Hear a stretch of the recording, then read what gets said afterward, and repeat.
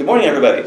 Welcome back to day 2 of the Bioinformatics module, part of the University of the Western Cape Department of Biotechnology. I am really grateful to get to talk with you again. Today, we are discussing databases and repositories. I know yesterday may have seemed awfully computer sciencey. We were talking about a lot of CS topics. I speak like somebody who took a minor in the subject long ago.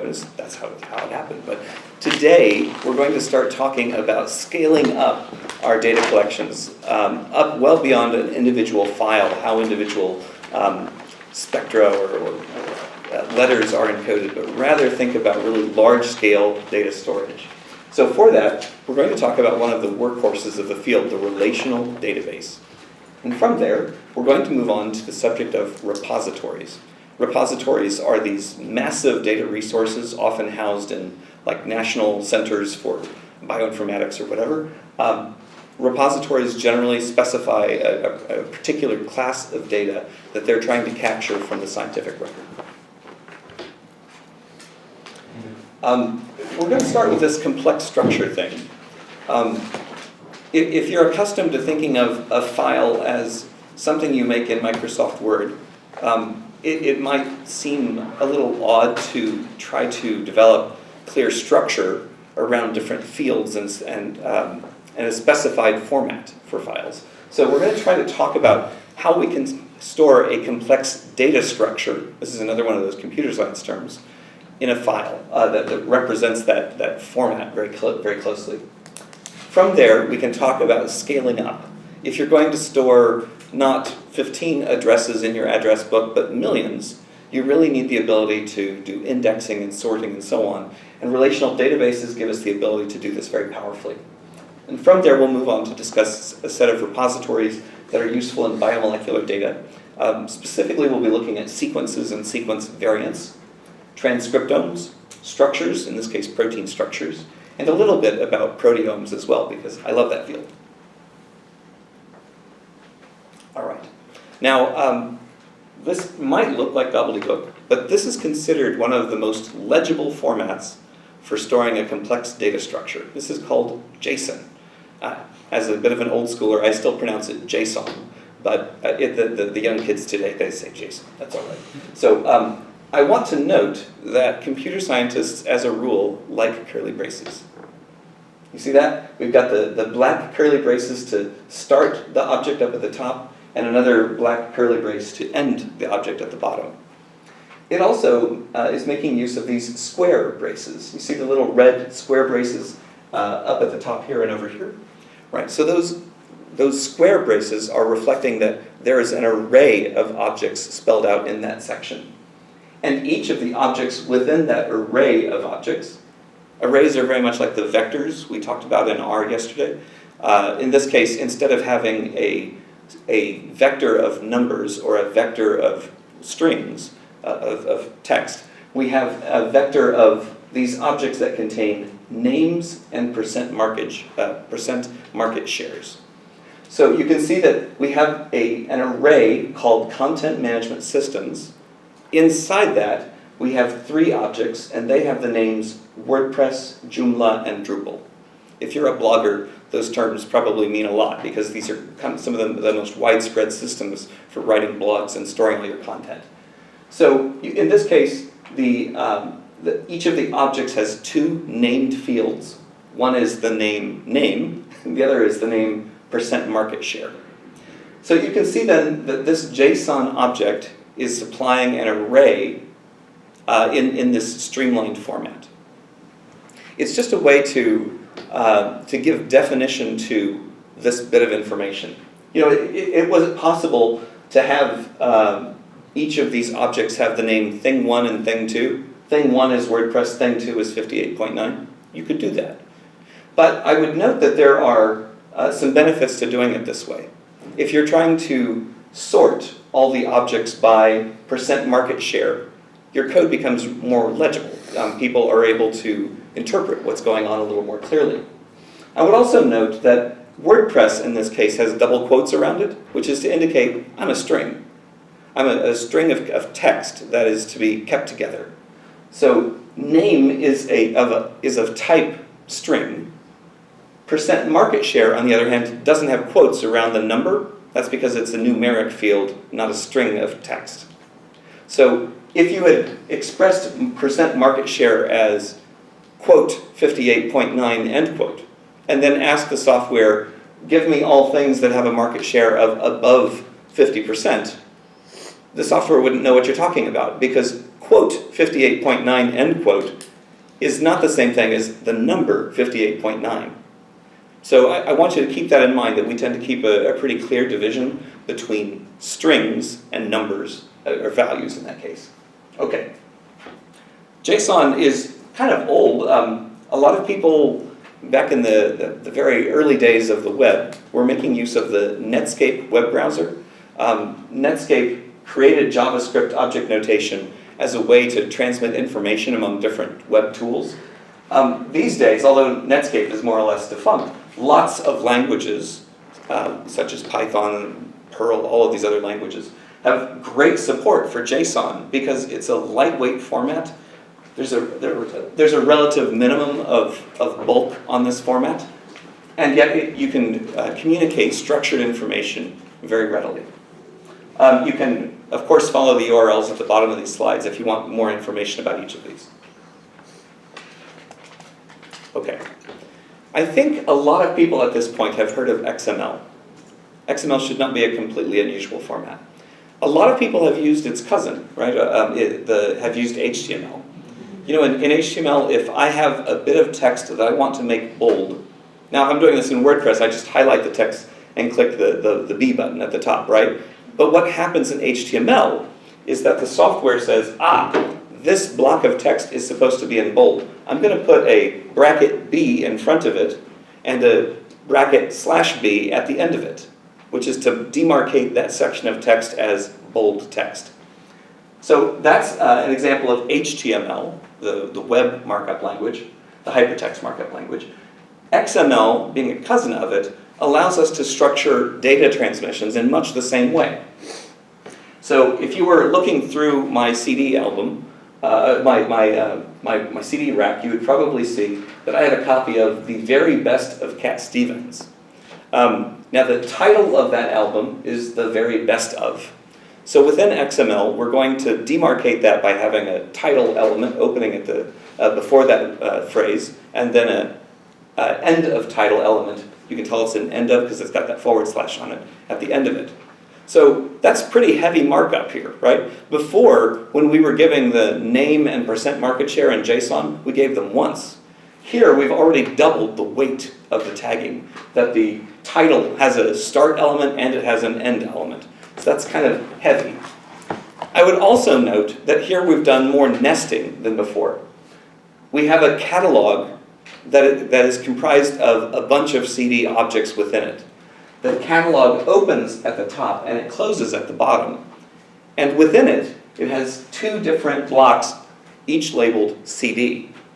So you could imagine that I'm an old person, right? So I not only have compact discs in my collection, which is already kind of old school for you guys, but I also have tapes. I have an audio tape of Beastie Boys' License to Ill. Has anyone heard of this? You gotta fight for your life to party. No one's heard this song. Oh, you're killing me. You're killing me. So you might imagine that I not only have CD elements inside my catalog, I've also got tape elements inside my catalog. That's copyrighted music. I just made this video invalid. This is terrible. Anyway, so I've now got CD elements, and then I could add in tape elements. How many CDs and tapes are in the whole description if I have just a massive file? The software doesn't specify that in this case. The catalog is open until it's closed. So you wouldn't be able to just glance at the file and say, well, how many objects are there? There's no counter here. So this object is a powerful way to describe data. Typically, XMLs of complex formats are not just free-form format. What if I were to add another field to this one called MISC, miscellaneous, right? And under it I wrote the very best, right? I'm making my own editorial comments on this. Now that MISC tag appears here, but it doesn't appear up there. At present, there's no reason to state that all CDs must contain a title, an artist, a country, a company, a price, and a year, and nothing else. So I might have an external document type definition that specifies precisely which fields must always be included or may be included within these. So you can see that format specifications get to be rather complex documents when you start having recommended fields, required fields, allowable fields, etc. So a lot of people who spend time thinking about file formats, like the people of HupoPSI with which I operate, spend a lot of time talking about how you can define these formats appropriately. All right, so you've seen JSON, you've seen XML. I'm going to try to bring this around now to talk about some formats that show up in biology itself. I think a lot of people are familiar with massively parallel or high throughput or next generation sequencing, right? Lots of people use it. We've got, I know, an aluminum iSeq over here and other high-end instruments in town. We've recently got established the African Genome Institute at the Tigerberg campus with a very, very high-end sequencer, very powerful device over there.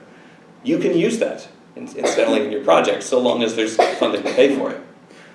These instruments all make use of electropherograms. We're going to talk about that a little bit more tomorrow, I think. But for now, I want you to understand that the electropherogram tells you which letter appears at which position in a sequencing read.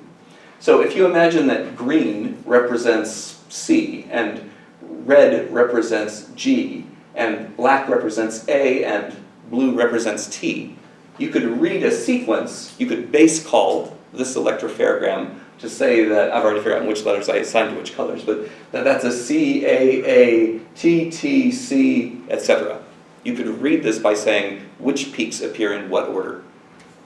Electropherograms are the basis upon which we make our calls of nucleotides in sequencers. That's just as true for Sanger-type sequencers, the now old-school fluorescent tags separated through capillary electrophoresis and so on, as it is for today's sequencers, even though they may be doing their separation by an entirely different strategy. So this electropherogram is going to be reduced to reads, a read of nucleotides which represent one DNA fragment that's been sequenced from one end to the other. So those typically are represented by what we call FASTQ files. Now, FASTQ files might seem kind of mystical, right? I mean, you did this expensive experiment, you spent 30,000 Rand, sent a sample to CPGR, and back has come this massive FASTQ file. Now, typically, they're going to send it to you in something like a fastq.gz file.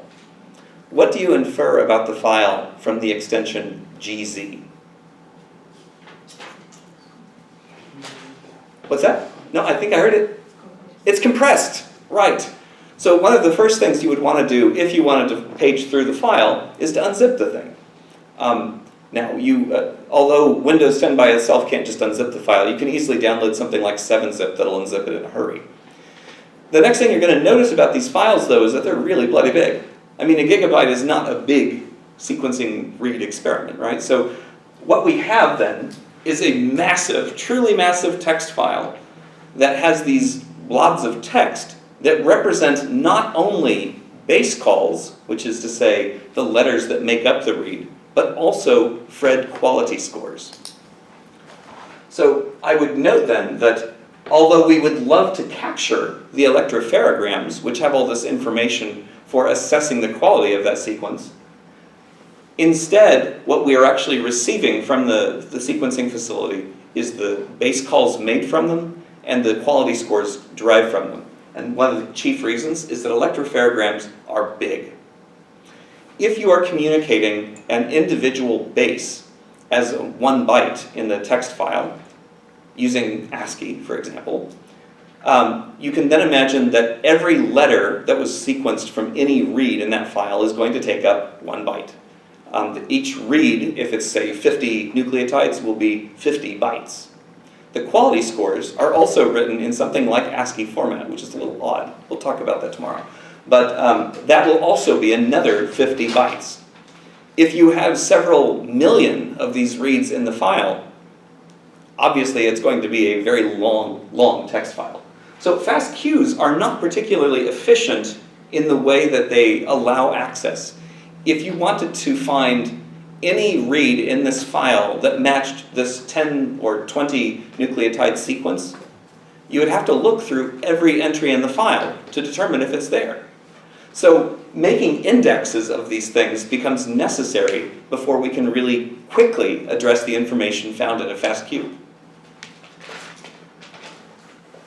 All right. Frequently, we're not looking at a fast queue as though no one has ever sequenced this organism. Frequently, we're working with clinical data where we've sequenced the RNA from a human being or DNA reads from that person. So in a case like that, we're typically making use of annotation information that's available to us.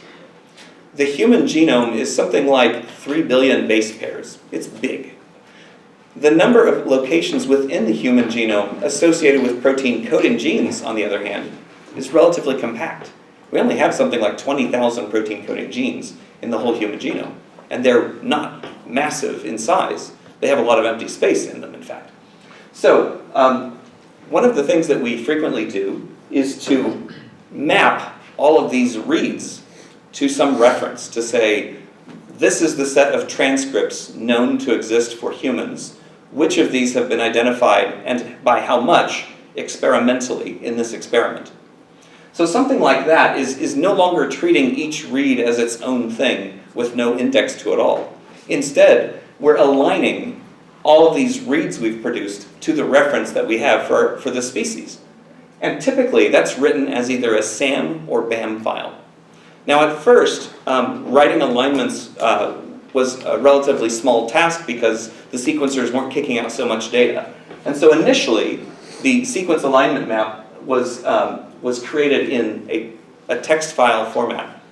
Sorry, I'm having a bit of vertigo from last week. I'll try to stay upright and not fall down on you. More recently, people have found that the data can be written much more compactly if they do it in a binary format.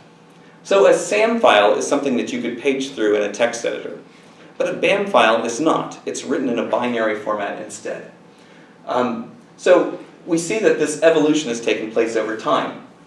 SAM and BAMs are still pretty big, but because they are indexing this information from the fast queues, they tend to be more compact than the fast queues from which they're written.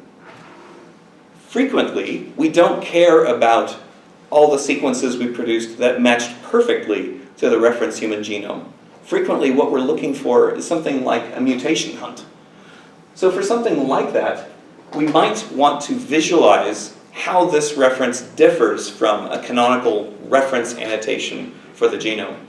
A lot of these terms are going to become more clear as we move through the rest of the week. So you could see that formats like BAM and BED have been created to help us understand how our data align to these known references. Very frequently, though, we're interested in just a few tiny pieces of information, like what are the sequence variants observed only in this person? For something like that, a variant call file, or the binary equivalent, the BCF, it becomes very popular. So in a case like this, you might be visualizing not all of the features for the species, but rather where does this sample differ from the reference annotation? And lists like that, although they might have started from 50 FASTQ files, which are a gigabyte apiece, may be compressed down to just a few hundred K. So you can see that depending on how you look at a genomics experiment, you may have massive volumes of data to trawl through, well-indexed data in the case of like a BAM file, or something as compact as a variant call file that draws attention to just those places where this sample differs from the wild-type sequence for the species. Okay. To handle systems like this, to make data very easily retrievable, we very frequently make use of Relational Database Management Systems, RDMSs. Now, a lot of you already have a Relational Database Management System installed on your laptop.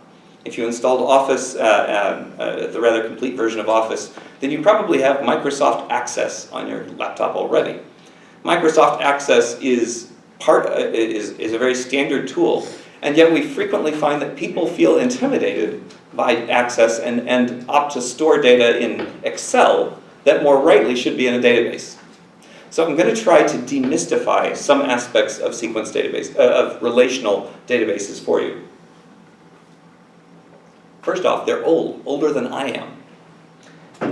RDMSs were first defined by E.F. Codd in 1970. Yes, probably you can find a picture with disco pants, right? Flare bottoms and so on. Right, so 1970. These relational databases give us the ability to interrelate tables of data. If you're accustomed to thinking in Excel, then talking about a table makes sense. So you can imagine that the data frame that we see in R is comparable to a particular table. We now want to relate the data among multiple tables. You will frequently see people talk about SQL. That's how you know someone's not a programmer. If they say SQL, it's pronounced SQL, which is funny because it's kind of the original rather than the sequel. But say let me. IBM created the SQL language to create a structured query language, to create a way to draw information that matches certain criteria from a database system. This is how you make a query. Query is an important term to know. These days, lots of different systems out there speak SQL. MS Access, lots of people have. SQLite is a very popular framework where essentially the entire database is represented as a file. MySQL is one of the early open source database systems. PostgreSQL is the same. Oracle is, of course, a huge player, especially at corporate markets. And I just want to point out that if you learn how to deal with SQL on your own MS Access databases, those same skills are transferable to one of these enterprise database systems like Oracle. The database structures, the schema that they use, are going to be more complex, but the skills you learn as in how to write a SQL query will be directly transferable, even if you started on MS Access, to something like Oracle. So again, this is a data science skill that you can learn in the privacy of your own laptop. All right, and lots of different tools are out there to teach people how SQL may be written. Now, there are several concepts that I feel are important to get across. So I've spoken about these tables, or data frames. Each of these tables is usually going, well, more formally, we can speak of them as a relationship between tuples and attributes. If we think of each column of our data frame as a particular attribute, that is some value that must be filled in for each of the tuples, each of the rows in that table. So if I were creating a class roster, I might have everyone's name, the sex, the birth year, the department affiliation, the whatever. You can think of those as different attributes that I was storing. Each student would then comprise a tuple in that table, and I would need to fill in that information for each student. All right, so those tuples are the individual examples where the attributes are the pieces of information we're storing for each of them. We generally like to have something that we can use to pull out information on a particular student. Now, why wouldn't I just use name as the primary key for my student table? What happens if somebody gets married and decides to change their name while they're a student at a school? If it was Robert Smith originally, and suddenly Robert changes his name to become Robert Black, to take his wife's family name, now we see this situation in which all the records associated with Robert Smith now need to be reassociated with a new student named Robert Black. That's a mess. So isn't it better if each student has a number? Yes, there is in fact a reason why you have a student number. It's because that way the university always can refer to you by that number, even if your name changes, in the course of being here. Okay, so frequently we use these as primary keys, which is to say the canonical way that you pull out the information for a particular person from this table. Student number is a fine example of primary key. Very frequently, you find that a field that serves as primary key in one table is also a key field in another table. Let's say I was making a class roster for this honors module. I could have, instead of listing each student's name in my table, I'm simply going to say, well, the instructor is D-tabbed in this course. And then I have another table that says, in course number such and such, where that's the number of the module, this student number such and such, is enrolled.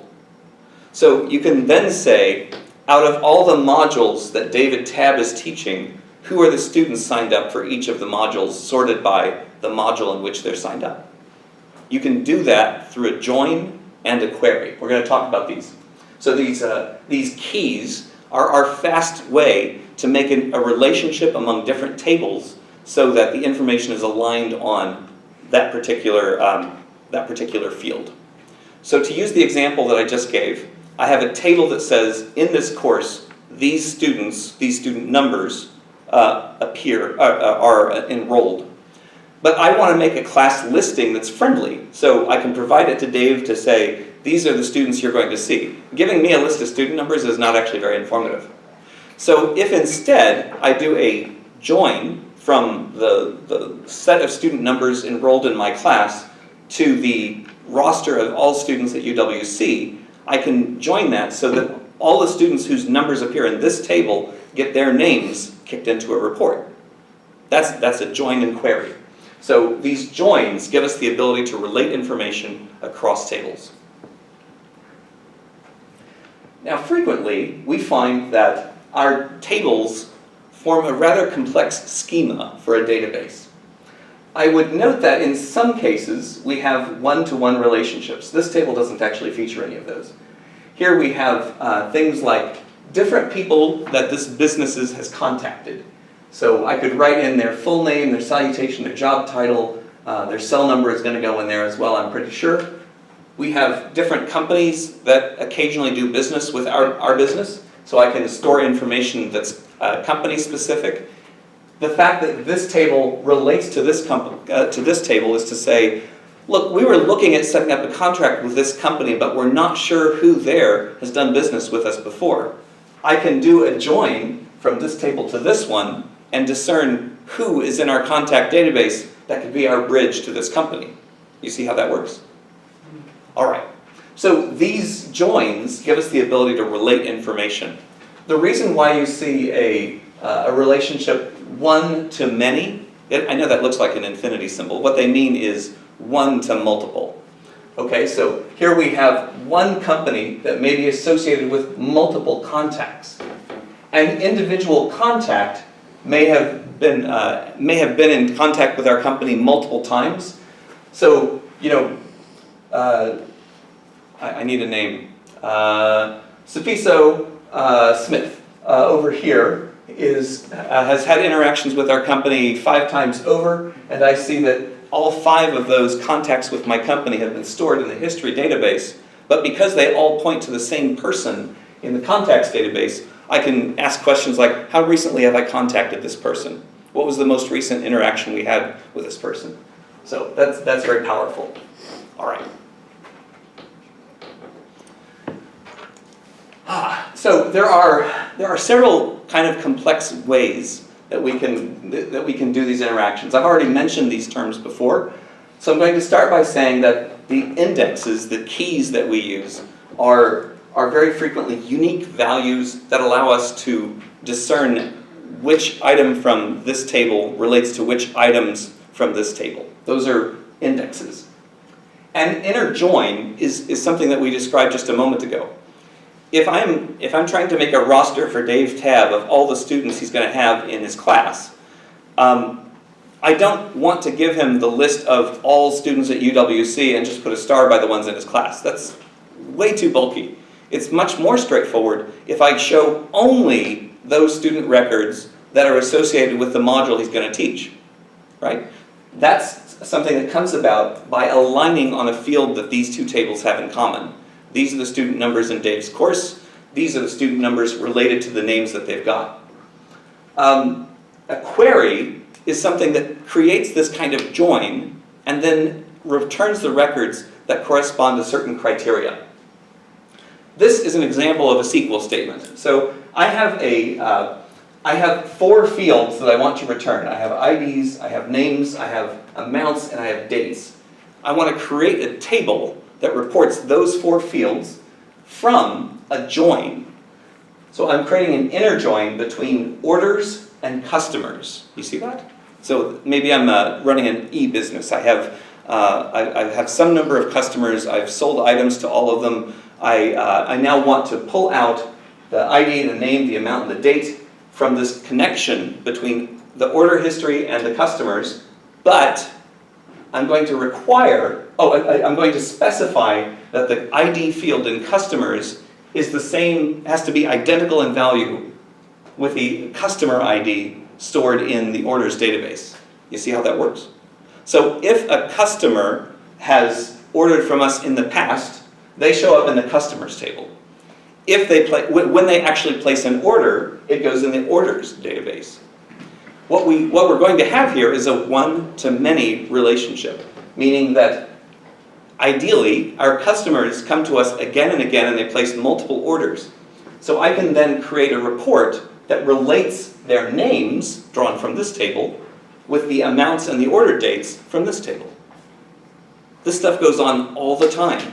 We're always interacting with SQL databases, with RDMSs, without even realizing it. So lots of this stuff is always behind every business's strategy for existence, basically. I'm going to dry my voice out if I'm not careful.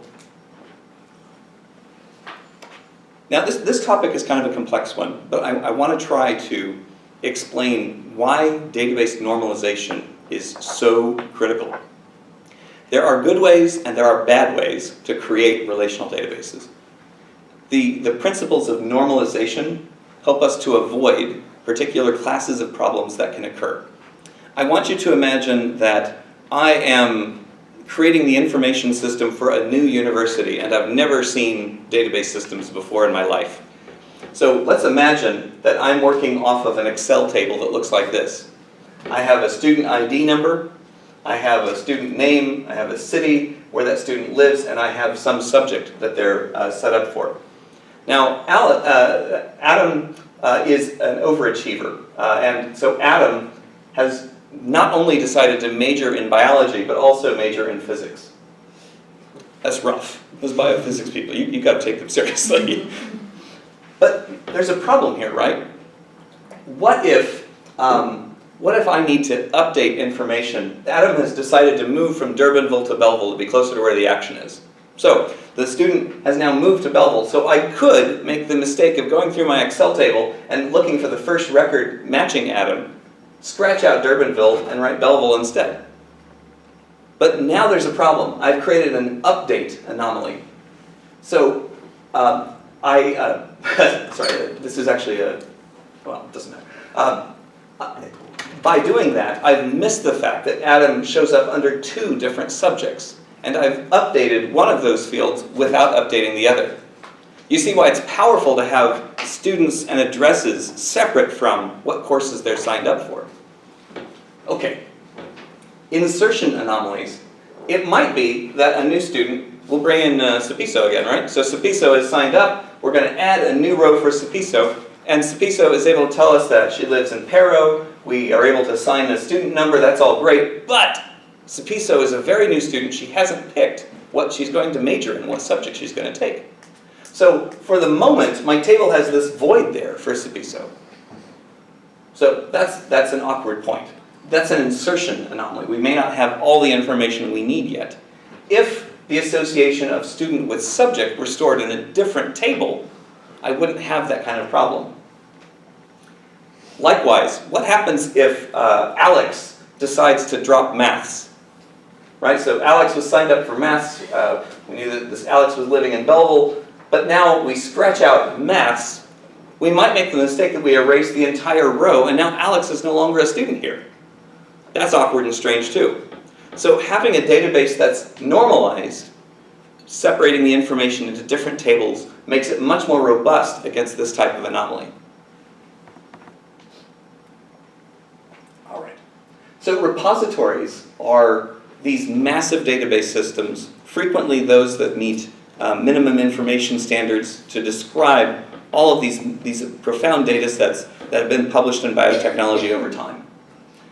Probably the big one that everyone thinks about is GenBank. GenBank is a massive store of sequence data. At present, GenBank and its colleagues have, see, this is thousands, millions, billions, 19.7 billion sequences just for Homo sapiens, just for human beings. So massive, massive databases. They are synchronized database repositories. GenBank is located in Maryland in the United States. European Nucleotide Archive, I think is at EMBL? I'm not actually sure, I should know that one. And the DNA database of Japan is, of course, in Japan. I think Tokyo probably, but I have to look. These three repositories have standing agreements with each other that if someone uploads data to European Nucleotide Archive, it is automatically synchronized to the DNA Databank of Japan. It's automatically synchronized to GenBank. So in general, if you want to go looking for data sets, you can do so at the European Nucleotide Archive, knowing that even if the research took place in the United States, it has still made its way into the ENA. If you live in Korea and want to use the ultra-fast connections to Japan, you can have access to the world's DNA data, not just those that were hatched in East Asia. So that's a very powerful network, and it's been going on for years. At present, a lot of people seem to think that GenBank only has human sequences. This is definitely not true. There's a wide variety of sequences available. At the moment, if you're asking how many taxonomic divisions are included, mammals aren't even close. Bacteria account for far more species over at GenBank than anything else. Plants are well represented over there. It doesn't have to be medical to show up in GenBank. Other vertebrates, invertebrates, primates, finally we show up, right? Back down here. Other mammals, environmental samples. Do you know how much time we spend sequencing bugs out of dirt? It's a lot. It's a lot. I used to work in that field. So you can see then that there's a world of DNA and RNA sequence data available to us at all times. They're present in these repositories. They're definitely worth looking. One of the tips that I most frequently share with students is that if you start by doing a taxonomy search when you go to these pages, you're much more likely to get to the information you actually want. Maybe you're working on Fusarium or something. If you start with a taxonomy search, you can filter out everything that doesn't match that taxonomy, that doesn't match that taxon away before you start doing searches for which particular gene you're looking for within it. So, worlds of information available. Very, very frequently, if you name an arbitrary species, you can find a full genome sequence, a full genome annotation at these resources. Yes? So why is there so little info on viruses when bacteria is so well, like this, a lot of info on bacteria compared with that? Well, first off, people do a lot of bacterial work. Bacterial work has been kind of a mainstay of, well, antibiotics, obviously, and a lot of medical research. The number of viruses, the diversity of viruses that attack humans is actually relatively small. If you were to include all viruses known for all beings, yeah, I mean, there's a fair number. But the diversity of bacteria is just astonishing. I would note that in, I think, the last year or so, the National Center for Biotechnology Information has launched a virus portal page. And I think, honestly, I think in the old days, a lot of people didn't upload virus data because it was kind of unclear what species to hang it on. I mean, a virus isn't alive, except it's kind of alive. Sorry, somebody can call me out on that in the YouTube comments. But I think that the viral nomenclature has gotten a whole lot better, better supported within NCBI and other sites in recent years. The NCBI virus website is actually really powerful. As I noted earlier, we can already find more than 100 different viral genomes just from the COVID-19 virus. So people are sequencing these critters as fast as they can. Yeah. So, Professor, it doesn't matter which one you use, GenBank or the ENA, like they're basically the exact same thing. Yes, you should get the same information. So Are there some records that are specific to individual sites? Yeah, but generally speaking, I assume that any given sequence will have a record in all three. So people only really use one or the other for like speed, like it's quicker on this one or... Well, I would say more frequently people use the one that's most familiar to them. For example, I'm very accustomed to using NCBI's RefSeq. I go there almost all the time when I'm trying to find a genome for X species. RefSeq is really, really good. On the other hand, when I'm looking for a web server to run Clustal W or Clustal Omega or whatever, I almost always go to EBI, the European Bioinformatics Institute, because they've got really good web servers for those systems. Whether I'm using NCBI's website to perform the blast or performing NCBI blast at EBI, it doesn't make a difference. So using the user interface that I'm accustomed to tends to win. Yeah. Good questions. Others before I move ahead? Okay. So I've already talked about the big granddaddy databases, these ones that have massive, massive sequence entries. A lot of interest in genomics is shifting not to creating the sequence of something for the first time, but rather understanding population variability for those sequences. So a lot of motion has happened from sites like HapMap for haplotyping to understand sequence variants and how they segregate through populations.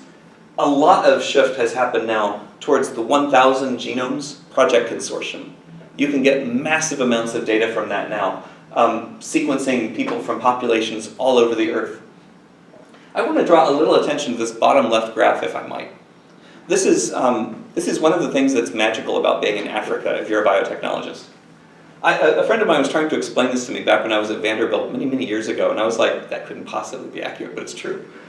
This axis, the y-axis, is the variant sites per genome in millions, okay? So how much variation is seen in a given population. Now over here at the left, we have FIN. FIN is a population group in North Europe, that's Finland, yeah. So when we ask how much variation do we see among the different people who live in Finland for the various polymorphism sites in the genome, we see that they sit between 4 and 4.2 million variant sites. Finland for a very long time had kind of a closed genome system that there weren't a lot of people immigrating in and out of Finland, and so the Finnish genome has a little less variation than you might expect. Now I want you to look over here at YRI. That stands for the Yoruba population. Anyone know where that is? Nigeria. Look at this massive increase in the Yoruba population and others found within the continent of Africa.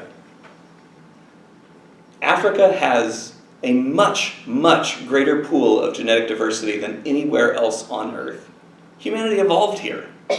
And so when we look at the people who survived and lived in Europe, a lot of them had to go through this massive population bottleneck where those who couldn't get enough vitamin D from sunlight died, and the rest all ended up pale, right? That's a massive... You might think I'm making stuff up, but this is in fact why white people are in Europe, because they didn't get as much sunlight, and to make it through that ice age, they really needed to absorb every bit of sunlight they could. So their populations, having gone through the bottleneck, show considerably less genetic diversity than people here in Africa. If you want to understand the potential of what humanity can represent, you have to look at Africa. I want to flip that narrative if I can. So I think that's a really great reason to be doing population genetics in Africa. On we go. All right, next up, Gene Expression Omnibus. When we talk about what genetic sequences are present, we are typically asking questions of genomics. But when we ask which genes are being expressed, we're asking a much more flexible question. You know, if you consider gene expression in my eyeball versus my blood cells versus my muscles, you're going to get different answers each time, because cells differentiate themselves from each other by which genes they express. The Gene Expression Omnibus is a fantastic database to go to look for stuff like this. A lot of people associate Gene Expression Omnibus with microarray data, and they say that's old. Now, personally, as a graduate student in the late 1990s, I had to hear a lot of people talking about how proteomics was never going to amount to anything, and microarrays are the wave of the future. So I kind of laugh every time I hear people say microarrays are old. Yeah, sure, we all do RNA-seq now, but microarrays have their place, which we'll talk about in a couple days. I just wanted to point out that Geo, although it may have started out as a microarray site, has piles and piles of data from lots of different formats. We have lots of microarray data, that's true. We have SAGE data, but look at all this expression profiling, genome binding, non-coding RNA profiling, methylation profiling by next generation sequencing. Geo might be an old repository, but it has new tricks, and it has a great many resources available for us. They make it very powerful, very easy, in fact, for you to go to the database and say, I'm interested in data sets on Parkinson's disease. You type in Parkinson's disease, you hit enter, boom, back pop a whole set of experiments that have been performed in microarrays, SAGE, NGS for Parkinson's disease. That's pretty amazing. They even give the ability to reanalyze these data sets with current software tools. So maybe it was published back in 2000 when things were a little shaky in that space. Now things are brilliant. We have very solid ways to go about doing, for example, pathway evaluation in microarray data sets. You can go to these data sets and get the answers you want live, using scripts that are prepared on their side. You just have to tell them what you want to look for. It's amazing. All right, so Gene Expression Omnibus is a really powerful archive to work with. A lot of people think of protein structure as being a little calcified, a little slow-moving. You know, we have sequencers if we want to learn about which sequences are present in a sample. We have mass specs if we want to know which proteins are present in the sample. But when we solve a protein structure, it's generally a one-at-a-time affair. Labs may work for multiple months to get a decent-sized crystal formed from a protein. They take it to a special site to have it irradiated with X-rays. They collect the X-ray scatter off of that crystal. They take a little time to solve it and prove out that this particular curl of the backbone makes this thing fit properly, and then they announce a structure. That is a lot of work. But I would note that even if the sequence you think is cool does not have a structure yet, it's probably the case that some sequence related to yours does have some structural information. So a lot of the information that we get in the Protein Data Bank, which is an excellent resource for this space, is that we will very frequently be able to find an analogous structure, one that has that's based on a sequence that's 90% similar to the one that you've produced, to say, how does this thing look in the real world, well, at least in a crystal structure. And if crystal structures aren't your thing, it may be that you have an NMR structure for it. NMR is a very powerful resource for understanding the dynamics of a protein, right? I mean, if you think of the crystal structure as kind of a frozen moment in time, you're not going to get a sense of how much variation you find in this particular structure. But with NMR, you're likely to have a whole set of related structures that help you know which parts of this protein are wiggling around and which ones are not. So the Protein Data Bank is a really great resource, and as you can see, the number of sequences we're producing now is pretty amazing, frankly. Considering how slow this process was 10 years ago or 20 years ago, I think we have a lot to cheer for in the structured database. Sometimes you don't really know what it is you need to look for. And I am really, really grateful for some friends of mine who put together this database, or this search tool called OmicsDI. It's just omicsdi.org. Now, I use it all the time for proteomics, but that doesn't mean the software is limited to that.